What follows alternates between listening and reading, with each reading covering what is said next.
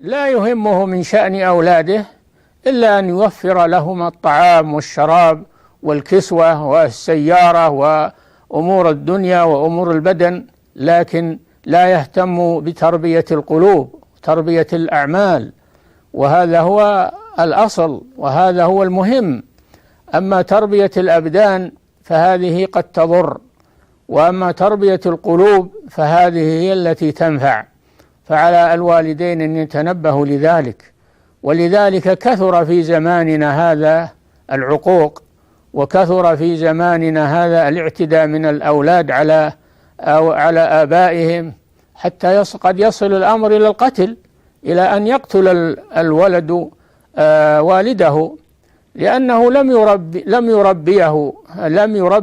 لأنه لم يربه على البر وعلى الخير وعلى الإحسان، فأصبح كأنه أجنبي منه، لا يعرفه أبدا من ناحية دينه ومن ناحية أخلاقه ومن ناحية تربيته على الخير، أهمله وضيعه، وإنما هو مشغول بدنياه وبتربية أمواله ومتابعة المكاسب، ولا يعرف حتى لا يعرف بيته إلا عند المأوى وعند المبيت، ولا يدري ما حصل فيه، مع أن بيته رعية هو مسؤول عنها، وصاحب البيت راع ومسؤول عن رعيته.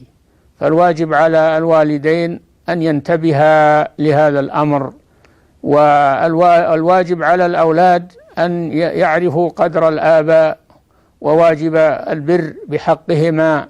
عليهم على كل من الوالد والولد أن يعرف واجبه وأن يبرئ ذمته نحو الآخر. وفق الله الجميع لما يحب ويرضى. جزاكم الله عنا وعن المسلمين خير الجزاء فضيلة الشيخ صالح الفوزان على هذه الكلمات وهذه التوجيهات، وأرجو أن تجد آذانا صاغية وقلوبا شاهدة. وشكرا للشيخ محمد العلي على هذا السؤال.